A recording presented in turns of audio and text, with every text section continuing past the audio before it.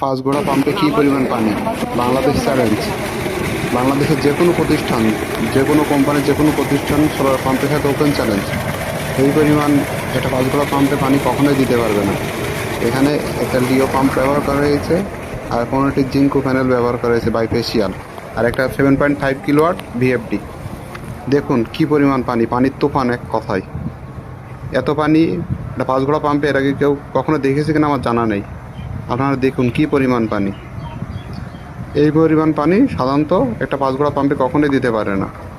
দেখুন পাঁচঘোড়া পাম্পে কী পরিমাণ পানি। বাংলাদেশ চ্যালেঞ্জ। বাংলাদেশের যে কোনো প্রতিষ্ঠান, যে কোনো কোম্পানির যে কোনো প্রতিষ্ঠান সোলার পাম্পের সাথে ওপেন চ্যালেঞ্জ। এই পরিমাণ একটা পাঁচঘোড়া পাম্পে পানি কখনোই দিতে পারবে না।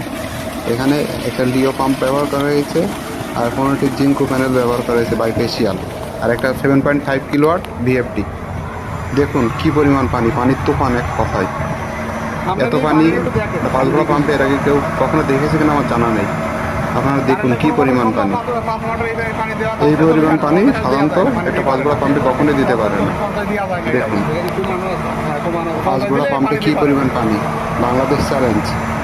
বাংলাদেশের যে কোনো প্রতিষ্ঠান, যে কোনো কোম্পানির যে কোনো প্রতিষ্ঠান সোলার পাম্পের সাথে ওপেন চ্যালেঞ্জ। এই পরিমাণ একটা পাঁচঘোড়া পাম্পে পানি কখনোই দিতে পারবে না। এখানে একটা লিও পাম্প ব্যবহার করা হয়েছে, আর 15টি জিঙ্কো প্যানেল ব্যবহার করা হয়েছে বাইফেসিয়াল, আর একটা 7.5 কিলোওয়াট ভিএফডি। দেখুন কী পরিমাণ পানি, পানির তুফান এক।